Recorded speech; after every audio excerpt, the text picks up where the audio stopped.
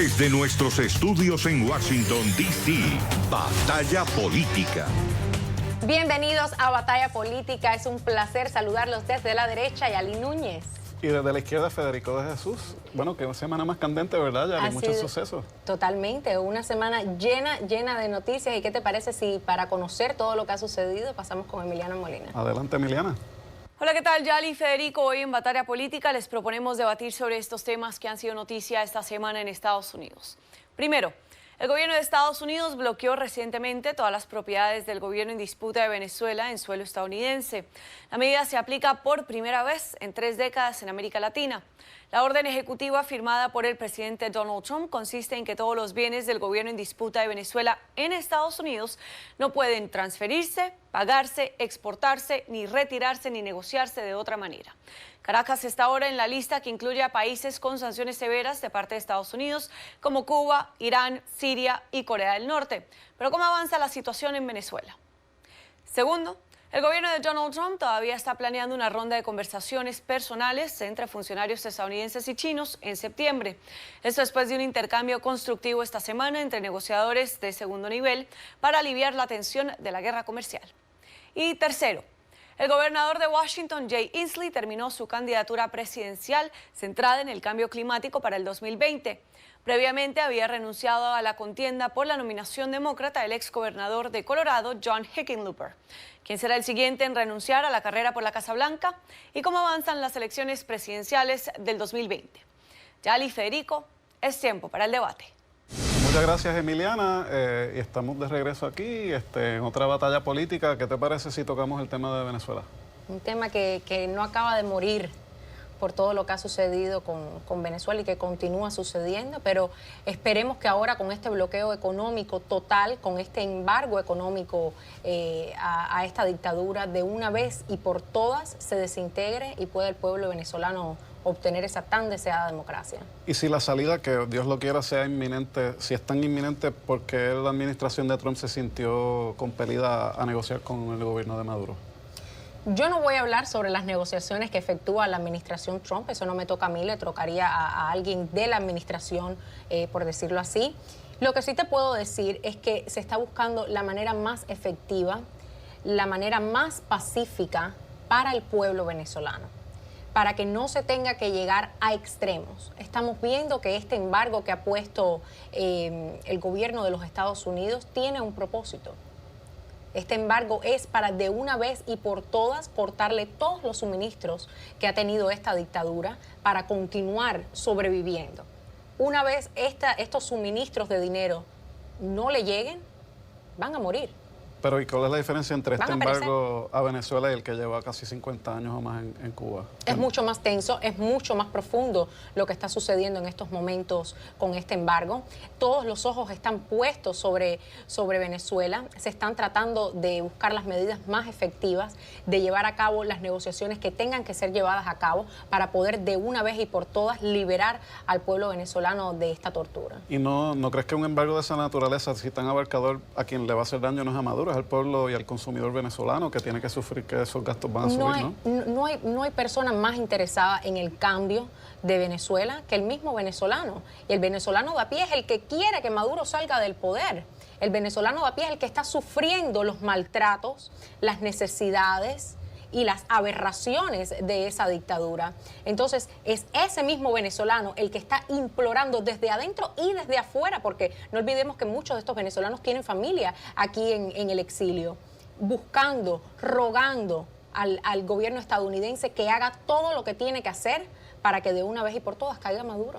Y este embargo no va a hacer que ese venezolano de a pie tenga que sufrir precios más caros. No te veo muy contento, Bueno, porque los embargos tradicionalmente lo que hacen es que exprimen al consumidor y los políticos siguen comiendo langosta. O sea, eso va a hacer que Maduro cambie el cálculo. No te veo muy contento con que estemos encontrando las medidas posibles para poder sacar a Maduro del poder. No, yo quiero que Maduro salga ayer y que sea pacífico igual que tú. Lo que pasa es que los embargos, de nuevo, tradicionalmente le hacen daño a los ciudadanos y no los políticos. Yo no creo que vaya a ser el venezolano de a pie el que se vea afectado por este embargo. Creo que se están buscando todas las medidas posibles. Ya se han tratado muchísimas opciones. Veremos qué sucede con esta. Si en algún momento el venezolano de a pie fuera el que se viera afectado, esperemos que se tomen medidas para remediar esto. Ojalá.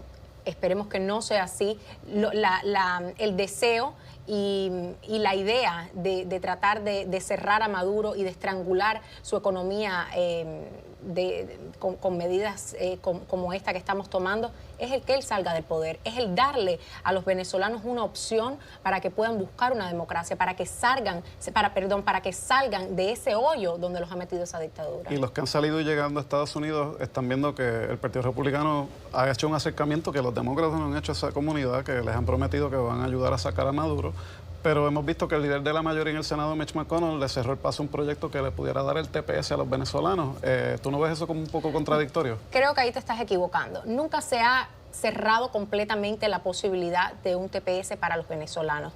Lo que se está es valorando el momento en que se da. Porque primero, antes de dar un TPS, hay que buscar la libertad de ese pueblo venezolano. Hay que crear las medidas hay que crear las medidas necesarias para que el cambio venga desde adentro.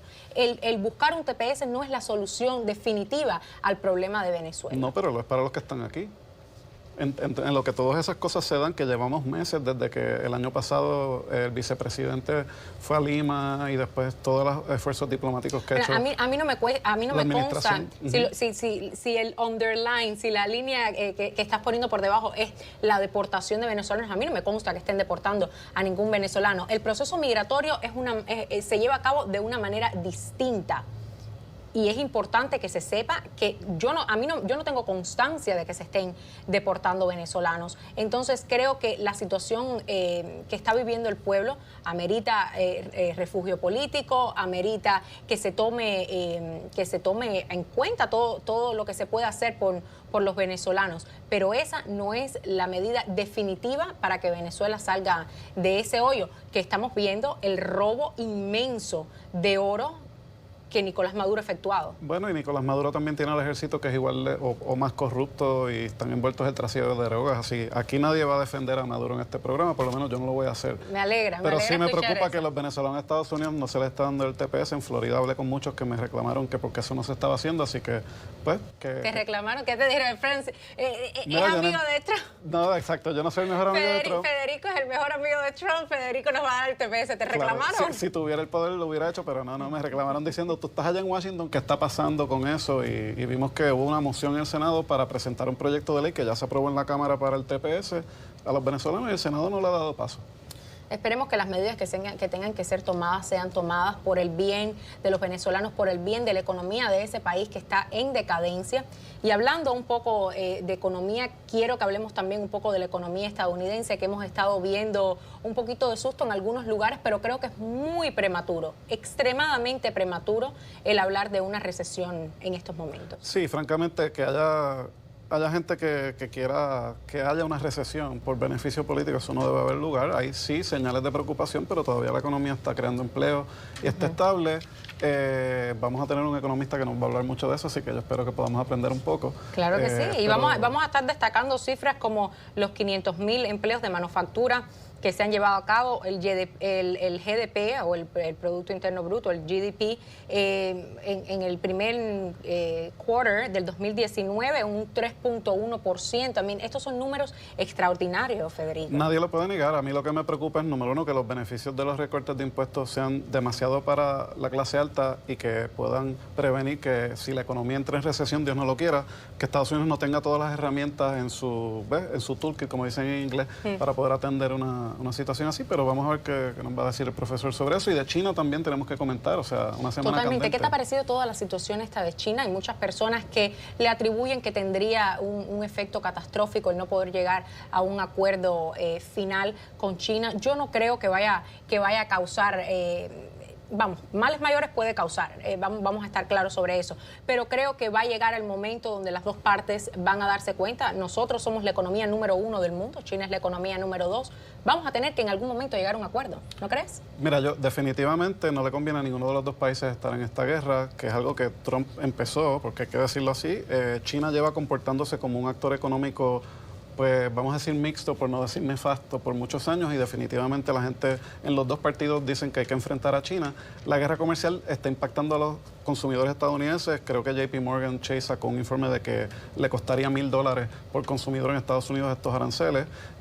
Así que, pues, y las compañías estadounidenses que tienen que importar productos de ese país también ahora están viendo que su materia prima es más cara.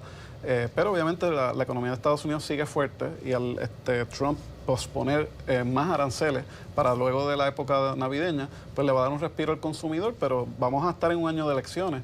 Es que el presidente lo que prioriza es el estadounidense, es la clase media estadounidense, y es por eso que se han retrasado estas tarifas, porque no olvidemos también que China nos impone tarifas a nosotros. En retaliación, claro.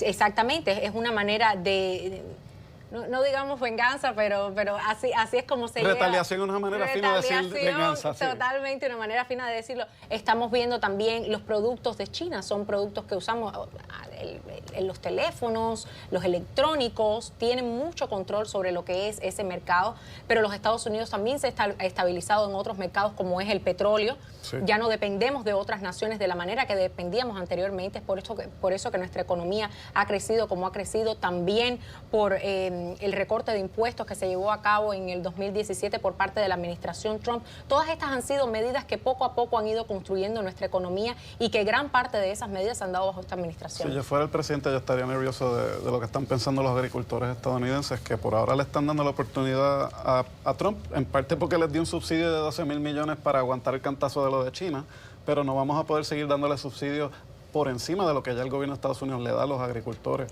Bueno, las zonas rurales sabemos desde el tiempo de campaña que han sido una gran preocupación por parte del presidente Trump. Siempre ha ido inclusive a esas zonas rurales a hacer campaña, a motivar al votante, a decirle que está con ellos, que tiene los recursos y que va a manejar los recursos de una manera justa, que llegue a esas zonas rurales. Hemos visto diferentes programas que se han implementado también en estas áreas, y creo que ese subsidio que se dio va a ser un gran apoyo en las próximas elecciones de 2020. Lo que te digo es que él no va a seguir pudiendo repetirlo todo el tiempo. O sea que esa negociación se va a tener que dar, y creo que los chinos y Trump acordaron hacerlo después de las elecciones, lo cual puede ser una bendición, pero también, dependiendo del estado de la economía el año que viene, quizás se tenga que acelerar el paso. ¿Cómo ves tú que puede impactar esta guerra comercial en este próximo ciclo electoral de 2020? Pues mira, yo creo que Trump ha sido muy astuto, aunque ha entrado en guerras comerciales con otros países, calibrarlas y hacer excepciones para tratar de apaciguar el cantazo. Pero yo creo que cuando China retalia, Estados Unidos retalia, entra en un proceso como Frankenstein, que eso se convierte en un monstruo que nadie controla. Y eso me preocupa, porque hay una incertidumbre en el mercado, porque eso no se ha resuelto todavía. Aunque el cantazo no se ha sufrido tanto por el consumidor, se está empezando a sentir, yo creo que es el prospecto de que no se ha resuelto, y por eso la bolsa está reaccionando. ¿Sí? La bolsa definitivamente ha estado reaccionando esta semana. También se están buscando medidas efectivas que puedan prevenir lo que sea una recesión, aunque como dije es extremadamente temprano y extremadamente prematuro el ponernos a hablar en estos momentos de una recesión, porque tenemos una economía bastante fuerte y que se ha sustentado con un 3.7% de desempleo en el país, algo que no se había visto. Y con poca inflación después de un recorte de impuestos tan masivo. Totalmente, y estas son preguntas interesantes que le vamos a poder hacer al profesor Isaac Cohen, que va a estar con nosotros más adelante, pero definitivamente creo que los subsidios, el recorte de impuestos, el impulso que le ha dado el presidente Trump con las inyecciones económicas que le ha dado en los diferentes aspectos nacionales a nuestra economía, van a hacer que la economía se mantenga estable. Ojalá sea el caso y que la clase media pueda beneficiarse aún más de lo que ha crecido la economía, porque los impuestos, los recortes de impuestos beneficiaron mayormente a la clase pudiente en este país.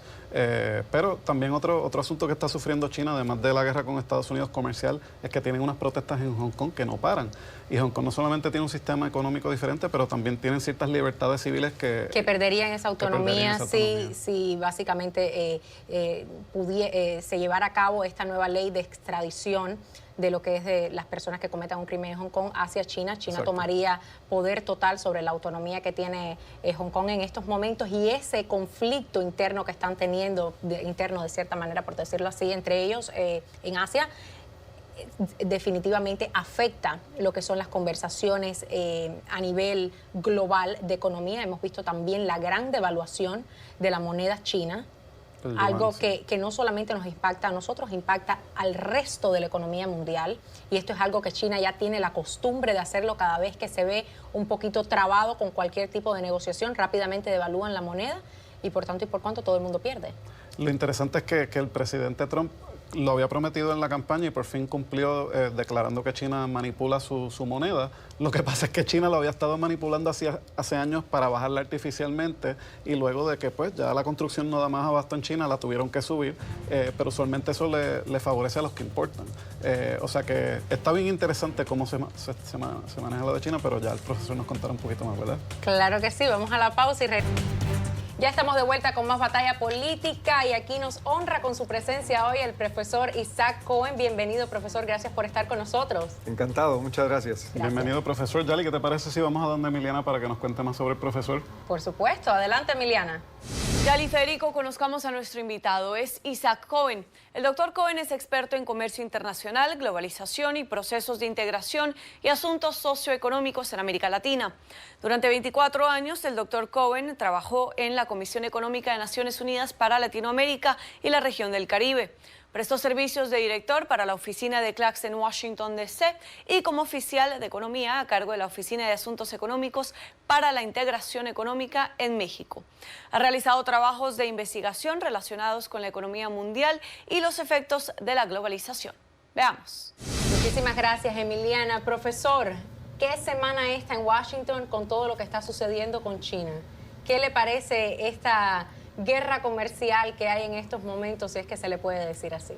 Efectivamente es el tema económico internacional más importante que hay en la agenda en este momento, tanto por las repercusiones que está teniendo ya sobre la economía mundial como las repercusiones que está teniendo domésticamente en Estados Unidos. ¿Cuáles son algunas de esas repercusiones aquí en los Estados Unidos? Bueno, estamos viendo lamentablemente de parte de los empresarios una pérdida de confianza que se refleja en mucha volatilidad en la bolsa de valores. Mucha inconformidad de los agricultores, por ejemplo, y mucha preocupación de aquellas empresas que se dedican a importar productos, porque saben que esos productos se van a volver más caros si se llegaran a poner los impuestos que ha dicho el presidente Trump que va a poner si no se llega a un acuerdo entre China y Estados Unidos. Entonces hay preocupación en el sector empresarial que está principiando, creo yo, a afectar la confianza, lo cual es muy difícil de recuperar. Y profesor, ¿usted encuentra que fue una decisión sabia del presidente Trump posponer alguno de esos aranceles para luego de la época de compra navideña para así evitar un golpe político? ¿Usted cree que en un año eleccionario eso pudiera hasta ser peor para él? Bueno, yo pienso que están descubriendo que muchas de estas medidas lo que están causando es mucha preocupación en la población. Por ejemplo, las personas que tienen que comprar útiles escolares en este momento para sus hijos, les preocupa que esos productos vayan a subir de precio. Y yo creo que la medida del presidente de posponer la imposición de aranceles precisamente tiene por objeto mandar un mensaje a la población de que las cosas no van a subir de precio inmediatamente. Creo que se están dando cuenta de que esto tiene un impacto sobre la confianza del consumidor y la confianza del inversionista.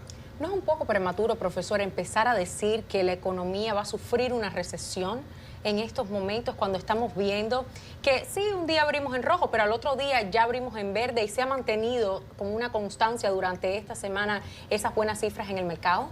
Claro, lo que pasa es que la economía de Estados Unidos está fuerte. Si se ven los indicadores macroeconómicos básicos de la economía, el crecimiento está en un poco más de 2%. Estable. Estable, el desempleo está en 3,7%, el nivel más bajo de los últimos 50 años. Totalmente. Y la inflación está por debajo del 2%. Pero ¿qué pasa? Que esos son indicadores que miran para atrás. Porque todas esas cifras lo que hacen es los resultados del trimestre anterior, los resultados del mes pasado. Cuando la Pero son 500,000 empleos de manufacturación que se han creado bajo esta presidencia. No, efectivamente, el nivel de creación de empleo está bien, aunque es menor de lo que era el año pasado, porque lo que pasa es que las medidas de estímulo, que fue la rebaja de impuestos que pegó en 2018, está perdiendo efecto en este año. Entonces, el nivel de creación de empleo sigue fuerte, pero es menor de lo del año pasado. Pero el problema es cuando los indicadores se van hacia adelante, cuando se trata de ver hacia adelante, qué es lo que va a pasar en el futuro. Porque esa creo yo que es la gran incógnita. Aquí estamos hablando de una campaña electoral que se ha desencadenado y en donde la economía va a desempeñar un papel clave. Profesor, y eso que salió en el periódico de que hubo una revisión de 500.000 empleos creados del mes pasado, también estamos escuchando un informe de JP Morgan que supuestamente los aranceles de Trump representarían $1.000 al año para cada estadounidense. ¿Esas son ese tipo de proyecciones futuras que usted habla o esas revisiones usted cree que no va a tener un impacto en la economía? Bueno, las cifras de empleo siempre son revisadas. Esto no es extraordinario. Siempre el Departamento de Trabajo revisa la primera cifra que se ofrece el primer viernes de cada mes para el desempleo en el mes anterior. Pero las revisiones generalmente llevan a correcciones y eso fue lo que pasó. Pero hay que ver el promedio, porque un mes de cifras de empleo no es suficiente. Lo que hay que ver es el promedio y la economía sigue generando empleo vigorosamente, pero no tanto como el año pasado. ¿Qué tal el aumento de los salarios que llegó básicamente a un 3%, el crecimiento de lo que han sido los salarios del americano o del estadounidense averaje, de la clase media trabajadora? Eso se ha mantenido bastante bien. ¿No es eso un indicativo de que puede continuar en un camino estable la economía sin importar la guerra comercial que se puede llevar con cualquier otro país? Efectivamente, lo que ha pasado es que las medidas de estímulo que se adoptaron, la rebaja de impuestos que se adoptó en 17 y que tuvo su impacto en el 18, fue primordialmente destinada a las empresas. Los trabajadores se han mantenido en su ingreso con baja inflación, pero no ha progresado su ingreso tanto como hubiera progresado. De hecho, la medida anunciada por el presidente que estaría buscando una posible rebaja de impuestos a la clase media, sí. Eso lo que indica es que hay una preocupación porque los beneficios de la reactivación económica no se han derramado en forma suficiente hacia la clase media. Pero el presidente mencionó esa rebaja que serían los impuestos, le llaman en inglés el payroll tax, a los impuestos Correcto. Que pagamos en el Seguro Social, el Medicare, pero en realidad se echó para atrás enseguida que él mismo lo propuso y dijo, no, eso sería una mala idea. Y pudiera hasta empeorar la inflación, ¿no? ¿Verdad? Porque ese es el tipo de medida que se toman cuando hay recesión. Si de repente hay una recesión, ¿con qué mecanismo Estados Unidos va a poder estimular un crecimiento? Claro, lo que pasa es que en este caso, bueno, las circunstancias han cambiado. La rebaja de impuestos del 17 se hizo cuando el Partido Republicano controlaba las dos cámaras. En este momento controla una sola cámara, que es el Senado. La Cámara de Representantes no la controla. Y una negociación con los demócratas en este momento es muy difícil. Entonces, yo entiendo que el presidente haya lanzado la idea y al ver la reacción, pues como que se echó para atrás, ¿no? Hemos visto también esta nueva medida de Opportunity Zones, que le dicen zonas de oportunidad donde se crea oportunidades, básicamente, como dice su nombre, y perdonen la redundancia, pero donde se crea oportunidades para las distintas comunidades alrededor del país. Esto también se creó bajo la administración Trump. ¿Cómo ha impactado este tipo de medidas a la clase media trabajadora de los Estados Unidos? Bueno, yo creo que en general la clase media y los trabajadores en Estados Unidos no han sufrido, digamos, una pérdida en las circunstancias actuales. Y la ventaja es que no hay inflación, o sea, que el dinero alcanza. No es que el dinero, cuando hay inflación, el salario no alcanza para pagar todo lo que hay que pagar. Con una baja inflación como la que hay, el salario alcanza. Pero es de ahí en adelante que se quisiera mandarle un mensaje a la clase media de que puede haber más bienestar. Y esto es muy importante electoralmente, porque estamos hablando de un panorama electoral que se cierne ya sobre el funcionamiento de la sociedad. Muchas personas, profesor, ven el mercado en general, por ejemplo, el mercado del real estate, con los precios bastante altos. ¿Usted cree que en algún momento bajen? ¿Usted cree que se mantengan? ¿Usted cree que este próximo ciclo electoral tenga un impacto directo en lo que va a ser la economía de los Estados Unidos con las políticas que estamos viendo de los demócratas bastante hacia la izquierda? Depende mucho de cómo el presidente maneje la situación. O sea, para el presidente una economía en bonanza sería pues muy positiva para su candidatura. Pero al mismo tiempo, una economía que tiene ya 10 años de expansión, porque esta ha sido la expansión ya más larga de la economía de Estados Unidos. Esto, la posibilidad de que pueda haber una recesión, está en el aire porque precisamente la expansión ha sido muy larga. Entonces, lo que tienen que hacer es tomar algunas medidas para tratar de estimular la economía un poco más, porque hay datos que indican, sobre todo yo le doy mucha importancia a la pérdida de confianza. Los inversionistas están ya muy preocupados y la bolsa lo refleja. El presidente quitó los aranceles el lunes y la bolsa se vino para abajo el martes. Entonces hay esta incertidumbre, creo yo, que se ve de parte de los empresarios y los consumidores. Y le preocupa que hoy estaba leyendo una noticia que el déficit pudiera subir a $1 trillón anuales, que esa cifra no se ve en hace muchos años. ¿Eso puede afectar la inflación o porque hay suficiente empleo, usted cree que eso se va a seguir moderando? Yo creo que la inflación en Estados Unidos, y este es uno de los misterios de esta reactivación económica, ha sido muy baja.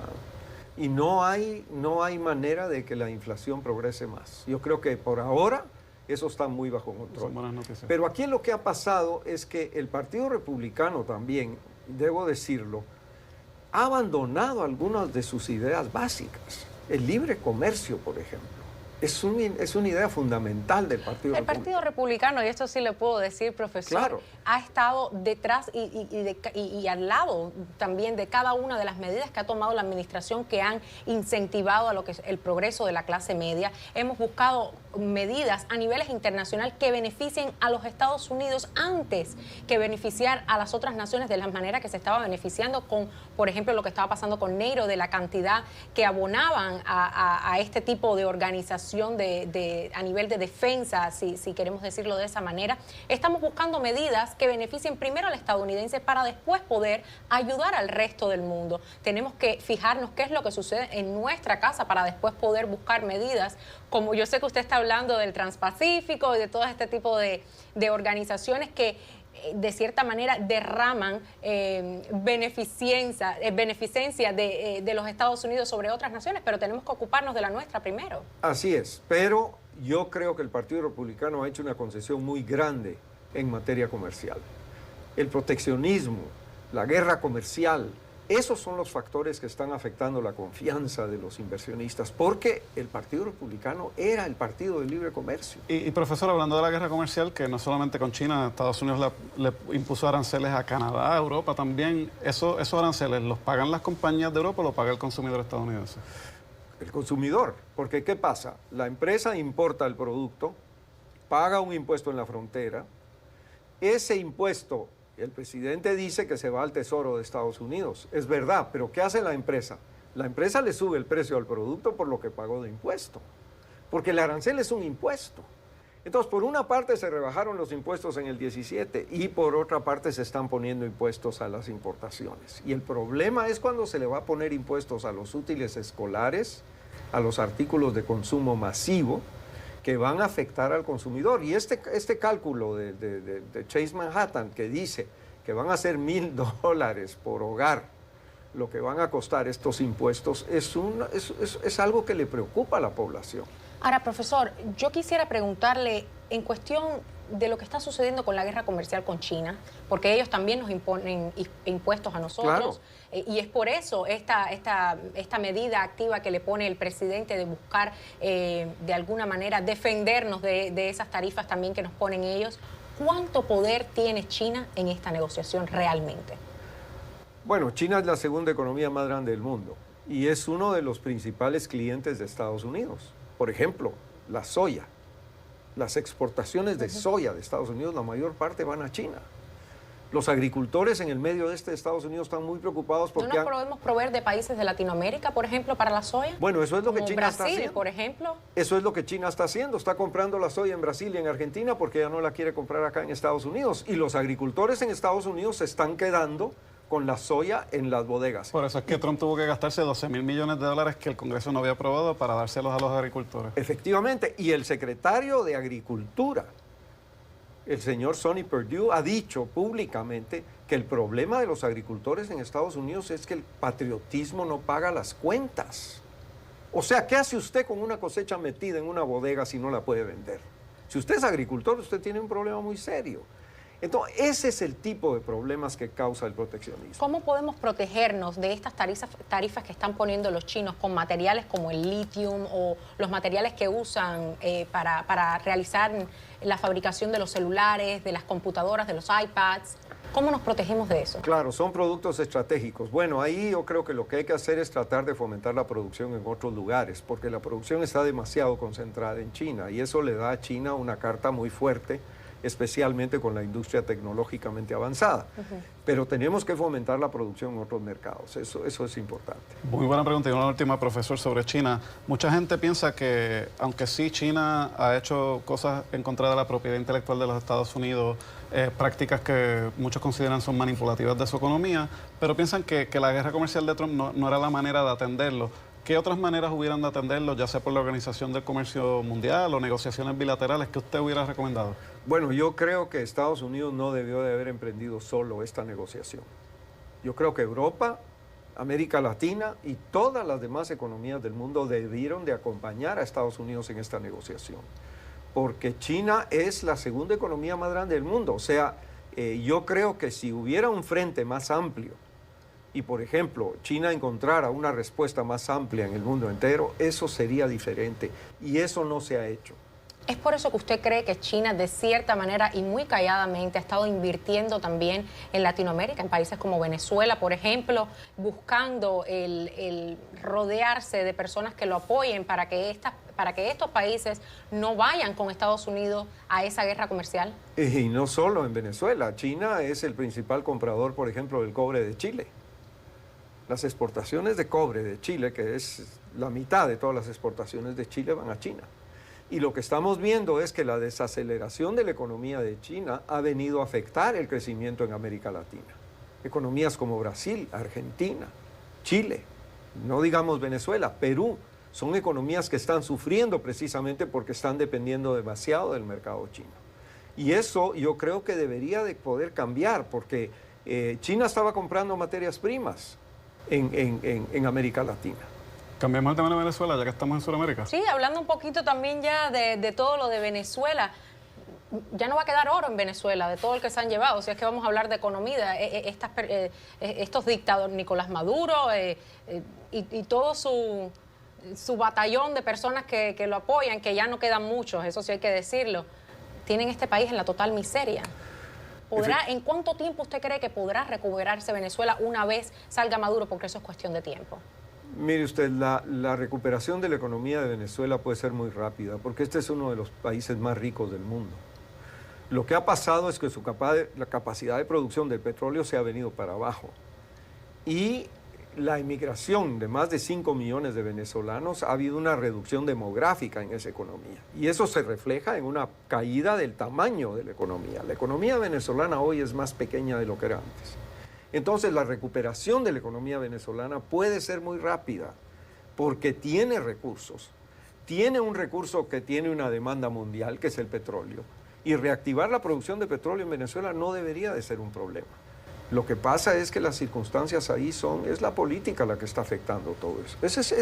Es el país más rico de Sudamérica. ¿Usted cree, ¿Usted cree, profesor, que ahora en este próximo ciclo electoral, valorando las medidas que quieren tomar los demócratas, políticas totalmente socialistas y a la izquierda, ¿usted cree que eso tenga un impacto directo si no llegara el cambio a Venezuela antes de las elecciones? Bueno, esperemos que sí.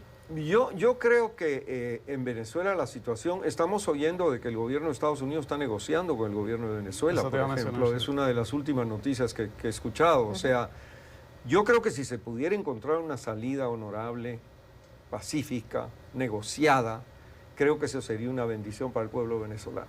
Y creo que ahí está la salida. Ojalá que eso pudiera ser antes de las elecciones en Estados Unidos. Yo espero que sí, porque ya estamos viendo una dictadura que ha ido totalmente en decadencia, que ya no tiene apoyo de la comunidad internacional, que está sufriendo ahora un bloqueo total por parte de los Estados Unidos en cuanto a lo que es ese robo de recursos que ellos estaban haciendo sobre o perpetuando sobre el pueblo venezolano. Esperemos que estas medidas económicas que se están tomando sean el último clavo a ese ataúd de Nicolás Maduro. Muchísimas gracias por haber estado con nosotros, profesor. Siempre es un placer y muy interesante escucharlo. Un placer para mí. Muchas gracias. Gracias, profesor. Gracias. Claro que sí. Regresamos con mucho más de Batalla Política en nuestro próximo segmento. No se vayan. Y regresamos aquí a Batalla Política con Yali Núñez desde la derecha, yo Federico Jesús desde la izquierda. Acabamos de tener una interesantísima entrevista con el profesor Isaac Cohen, ¿no te parece? Magnífica. Cada vez que viene el profesor, de verdad que nos ofrece distintos puntos de vista, nos hace valorar un poco el punto desde el punto de vista de un económico, de una persona que realmente sabe sobre cómo se están manejando las cosas en este tipo de situaciones que estamos viviendo, en esta guerra comercial que hay ahora en estos momentos con China, con todas estas políticas de izquierda que están pensando manejar los demócratas para 2020. Estamos hablando de políticas que realmente no ayudarían al estadounidense y que pudieran causar una decadencia total de lo que ha sido este progreso económico que hemos tenido bajo esta administración. Eso está por verse, pero lo que me está interesante, no sé si te has fijado, que tanto Kamala Harris como Bernie Sanders han hecho un poco de ajuste a sus planes de Medicare para todo el mundo. Kamala Harris primero endosó la idea entusiastamente, después dijo que iba a haber un periodo de transición de 10 años y ahora está diciendo que va a haber un plan híbrido privado y público. Y hoy Bernie Sanders dijo, no, mira, para las uniones de trabajadores ellos van a poder seguir negociando por mayores beneficios aun si hay Medicare para todo el mundo, porque está viendo que ese plan pues no simpatiza con todos los demócratas. Sin embargo, Elizabeth Warren ha seguido ahí, y ella ahora está número 2 en las encuestas, así que yo creo que la división que hay ideológica entre los demócratas está bien interesante y no necesariamente falla por las líneas que los medios tradicionalmente la han empujado. No sé qué te parece. Yo creo que es interesante ver qué política y por cuál se van a definir. Como partidos están destruidos. O sea, la falta de unidad tan profunda que hay de los ideales, de lo que se debería llevar a cabo como una unidad de un partido a lo que es este próximo ciclo electoral de 2020, están perdidos. O sea, hemos visto también, ya que estás mencionando esas encuestas de los demócratas, cómo Kamala Harris ha caído en las encuestas. Esta semana cayó bastante fuerte, y creo que por eso es que están haciendo ajustes a esas políticas tan de izquierda que han manejado hasta ahora, pensando que van a avivar una base que realmente no existe, porque este país es un país capitalista que quiere ver el progreso en cuestiones de economía, en cuestiones del desarrollo en general. Y creo que es interesante también mencionar que Elizabeth Warren, que siempre dice que tiene un plan para todo, es lo que ha estado manteniendo, continúa de segunda en las encuestas por debajo de Biden. Y se le pasó por encima a Bernie Sanders. Yo, con todo respeto, ¿verdad? No creo que estas políticas, como tú le llamas, de izquierda socialista, sean tan impopulares. Si la tomas en un conjunto y la gente, el promedio estadounidense le dice, ¿estás a favor de políticas de izquierda socialista? Te van a decir, por supuesto que no. Por supuesto que Pero no. si les preguntas si están a favor de Medicare para todo el mundo, hay más de 60 y pico % de la gente que favorece esa política. Medicare para todo el mundo afectaría a más de 200 millones de estadounidenses y los dejaría sin seguro. Yo no creo que el estadounidense que realmente tenga conocimiento de lo que es Medicare para todos, porque suena muy bonito para todos, pero el impacto real que tendría este tipo de política socialista, porque es una política socialista, o sea, de la socialización. Canadá y Europa es socialista. Permíteme, de la socialización de un servicio público, es el gobierno encargándose, el gobierno diciéndome qué medicamento puedo tomar, cuánto me va a costar.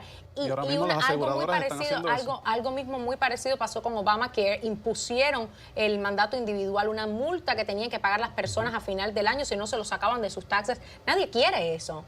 Todo el mundo quiere tener demasiado acceso. bajitas, por eso no funcionaron. Yo creo que todo el mundo quiere tener acceso a un seguro de salud, pero sin tenerse que ver forzado a tener que tener este seguro de salud. Yo creo que los estadounidenses promedio tienen un seguro de salud que la mayoría quizás están contentos con lo básico, pero los gastos son demasiado altos para los médicos, para las medicinas recetadas, para los hospitales. Y los negocios también están sufriendo porque cada vez que suben los costos de salud, la mayoría tenemos seguro de salud por nuestro patrono, ¿verdad? Y entonces, pues, eso sería una patrono, el empleador. Oh, sí. Ok. Que quizás en Cuba no lo llaman patrono, pero en Puerto Rico sí. El punto es que esa sería una carga menos que tendría la empresa privada, y si el gobierno se encarga de ella, ¿verdad? Pues no necesariamente nadie va a perder su seguro, es una manera diferente, y las aseguradoras ahora mismo son las que te niegan el MRI, te niegan la cobertura de ciertas medicinas. Lo que pasa, y te voy a decir algo, lo que pasa con las aseguradoras y el sistema que tú estás planteando es que ninguna aseguradora quiere tener nada que ver con eso, por eso ninguna se quería inscribir bajo Obamacare, y el gobierno estaba forzando al sector privado a tener que inscribirse bajo Obamacare. Le dieron un montón de clientes nuevos. Permíteme, las primas estaban por los cielos, eran triples y cuádruples dígitos en cuestión de primas. ¿Y han bajado? No han bajado.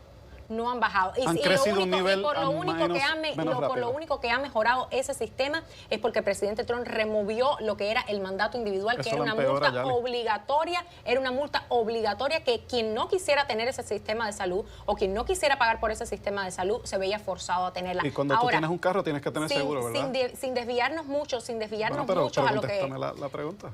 Es muy diferente porque tú tienes la opción o no de tener un carro. Pero tú no tienes la opción de ir a la sala de emergencia cuando te enfermas. Entonces, para no desviarnos un poco de lo que es el tema de 2020, yo creo que es importante mencionar que el Partido Demócrata, como te estaba diciendo, está realmente dividido y lo estamos viendo reflejado en lo que los votantes están dando, en las contribuciones. Estamos viendo que lo que han recaudado hasta el momento, 7 millones, nosotros hemos recaudado, los republicanos, más de 20 millones de dólares.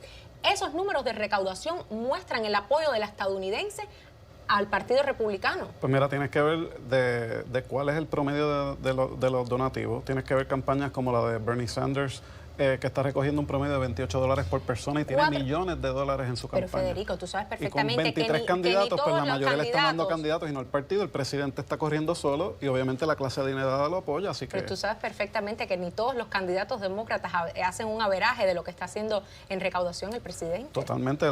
Aquí la industria y la clase adinerada está con Trump y obviamente van a tener una ventaja. Pero no es la clase adinerada, estamos viendo que un 61% de las donaciones que están llegando son de pequeños votantes, de pequeñas donaciones. No vamos a entrar en números, pero la realidad es que los números están favoreciendo a los republicanos, están favoreciendo al presidente Trump para este próximo ciclo electoral. Y si ustedes no se ponen las botas, si no se ponen manos a la obra, la tienen bien perdida. Los demócratas sí tienen que ponerse las pilas, aunque si vamos a ver las encuestas, que yo no confío en ellas, todas las encuestas contra los 3 o 4 contendientes principales de los demócratas, Biden, Sanders, Warren y Kamala, y quizás Pete Buttigieg, Trump no sube del 40%. Buttigieg, ya nos habíamos olvidado, yo creo, ya de Buttigieg.